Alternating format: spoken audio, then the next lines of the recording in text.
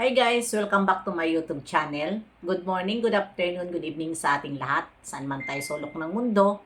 Sana ay nasa mabuti tayong kalagayan at ligtas sa anuman masamang kapahamakan. Ayan, shout out at welcome to my Lola Glo. Ano ngayon ang ating reaction upload? Nandyan po sa ating thumbnail. Ito po ang ating ngayon reaksyonan na basher na super bastos kung makapag-comment. Palibhasa ay siya siguro ang manyakis. Ano? Kaya kung sino ka man na Poncio Pilato, andyan ang nakalagay, kayo ni ano ang basher dito, dalawa na sasalit-salitan kayo dito sa babastos nyo kay Sir Leo Day. At ito si Edna Mendoza at si Loiza Joy Mar. Yan po ang mga bastos na basher at hindi lang si Leo Day ang kanilang binabastos dito, kundi pati na rin si Bibi Bianse. Ayon po ngayon, bastos na basher, Edna Mendoza, makinig ka dito at ikokorek kita dyan sa mga comment mo. Kung ikaw wala kang naiambag, tumahimik ka. Dahil si Sir Leo Day, marami na rin po yan naiambag sa mga beneficiary ni Kalinga Prab. At hindi lang kay Kalinga Prab, kung sino ang gusto niyang tulungan, nakakatulong siya. Ikaw, bakit mo hinusgahan si Sir Leo Day ng ganun na lang comment? Ito po ang comment ni Manyakis na Mendoza. Palibhasa, Manyakis po siya, kaya yan ang nasabi niya. Ang sabi niya dito, hehehe, katawan lang ni Bianse ang habol ni Leo Day. Balang araw sa Kasirinsen. Kaya pinatayuan ng bahay para mabantayan nila si Bianse. Ayan po ang kanyang panghuhusga dito. Kaya daw nagpatayo si Sir Leo Day ng bahay para bantayan si Bibi Bianse. Dito sa comment? Itarantado ka pala eh. Di ba? Yung bahay na yon, walang kaalam-alam, si Bibi Bianse dyan na para bantayan siya. At paano mo nasabi na may gusto si Sir Leo Day kay Bibi Bianse at katawan lang ang habol? Si Sir Leo Day ba, umuwi na ba yan? Para makita si Bibi Bianse at habul-habulin niya doon? Di ba? Tapos na ang bahay ni Doc Lab. Nagpa-ribbon cutting na. Umuwi ba si Sir Leo Day? Kung talagang may pagnanasa siya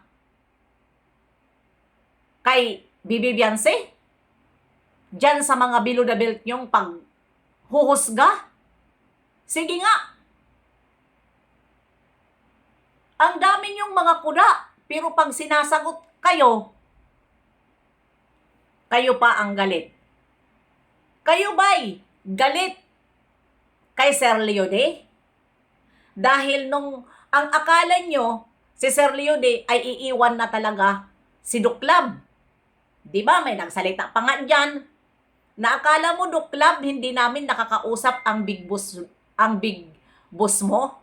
Mapapatalsik ka dyan sa bahay na yan. Dahil nakakausap namin ang big boss mo. Ngayon, dahil si Doc Lab marunong magpakumbaba at humingi ng tawad sa kanyang big boss, napatalsik ba si Doc Lab? Dahil hindi naman si Doc Lab ganun lang madalita, hindi naman siya tulad sa inyo na ang habol nyo lang dito sa mga beneficiary ay lumaki lang ang inyong channel. Kuda lang kayo ng kuda, kayo ang kayo ang nagpagulo. Tapos ngayon, sisisihin nyo? Yan ang i-comment nyo. Dahil hindi napatalsik si Doc Love na napili sa kanya si Leody. Sir Leody, kaya yon ang inaano nyo? Nire-resback nyo kay Sir Leody dahil yan ang gusto nyo? Mawalan ng sponsor si Doc Love. Kaya ngayon binabastos nyo. Pero nung mga panahon na nag-aaway si Doc Love at si Leody, di ba namamayagpag kayo? Dahil ang akala nyo, wala na talaga. Si Sir Leody. Kaya ganon ang mga paratang nyo ngayon. Binabastos nyo at isinasali nyo pa si Bibi Biancy. Nasaan ang inyong mga kakapalan ng mukha? Hindi na kayo naaawa doon kay Biancy na puro na lang iyak? Tapos ngayon, si Sir Leody na naman ang inyong sasabihin na may gusto si Sir Leody at katawan lang ang habol, kaya nanatili kay Doc Love. Oh my goodness naman talaga. Itong mga basher naman talaga. Hindi ko kayo talaga tatantanan pagdating kay Bibi Biancy. Wag kayong mag-comment ng mga below the belt. Dahil hindi po ganyan kamanyakis si Sir Leody. Napagpaaralin niya si Biancy. Bibigyan niya ng lupa para tayuan ng bahay. Tapos mamanyakin niya. Hindi siguro ganon ang iniisip ng tao. Ang iniisip lang niya, makatulong lang siya sa taong nangangailangan. Dahil mayroon siyang sapat na itutulong. Di ba? Kapag nagsasalita si Sir Leody, galit kayo. Kayo naman ang may kasalanan. Alangan naman yung tao hindi rin re-resback na nakikita niya ang mga pangbabas nyo. Dahil alam ko naman yung mga grupo na yan, gustong-gusto nila mawala si Sir Leody. Si Ma'am Annalyn, gustong-gusto nila mawala dito kay Doc Love. Huwag niyong pakialaman. Kung nananatili sila, dahil sila po, wala silang nakitang mali kay Doc Love. Yung umalis kay Doc Love, di yun ang kupkupin nyo. Yan ang kupkupin nyo. Huwag niyong pakialaman ang nananatili kay Doc Love dahil hindi naman sa inyo nangingialam. Hindi nila iniwan si Bibi Biancy dahil tunay silang nagmamalasakit. At hindi sila mga one-sided. Kayo lang ang nagpagulo. Di ba? Iniwan nyo. Tapos gusto nyo lahat na lang iwanan para wala na talaga tumulong kay Bibi Biancy. Yan kasi ang mga style nyo. Di ba? Ngayon, iniwan ba ni Kalinga Prab? Iniwan ba ni Kuya Bal? Hindi iiwanan. Si Biancy, kayo lang ang nagpapagulo. Kung ano-ano ang inyong mga pinaparatang dito kay Biancy. Lahat na lang, hindi nyo na binibigyan ng respeto. Di ba? Pati sponsor, babastusin nyo na may gusto kay Biancy. Nandyan ang mga pangalan nyo. Pwede kayong kasuhan ni Sir Leody. At yung mga pangalan nyo, akala nyo hindi yan matitres? Matitres yan. Yung mga pangalan nyo. Kaya dahan-dahan kayo. Dahil pag makatapat kayo ng sponsor, na talagang papahanapin ang mga pangalan nyo, madali lang po kayo hanapan. Pag makatapat kayo ng tao na talagang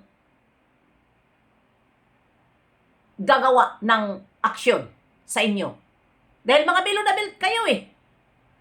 Mga style nyo, ayan, Sir Leody, aksyonan mo yan, nabastos.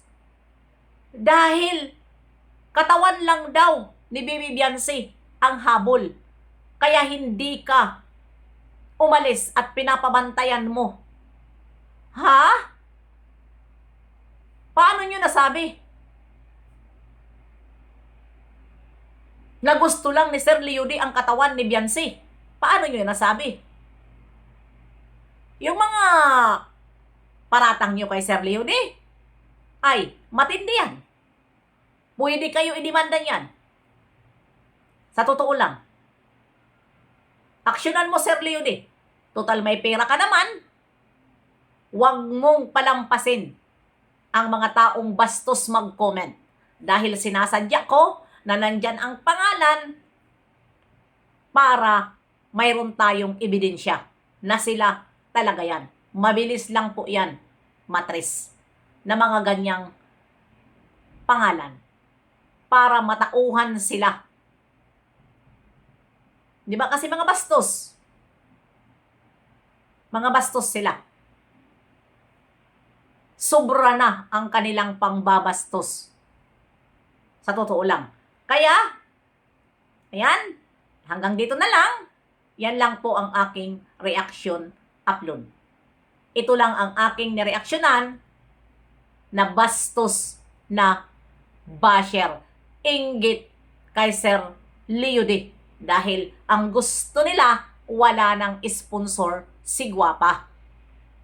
Diba? Yan po ang kanilang diskarte. Mawalan ng sponsor ang Guapa. Ay Maria Josep, kung mawalan man ng sponsor, nandyan o si Kalinga From, hindi yan pababayaan. Kaya huwag kayo syunga-syunga.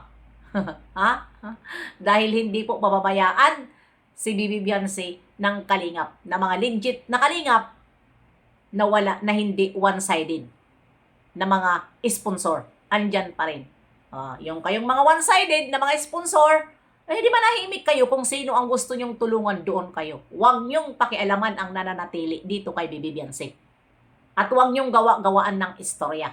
Kaya bye-bye! See you!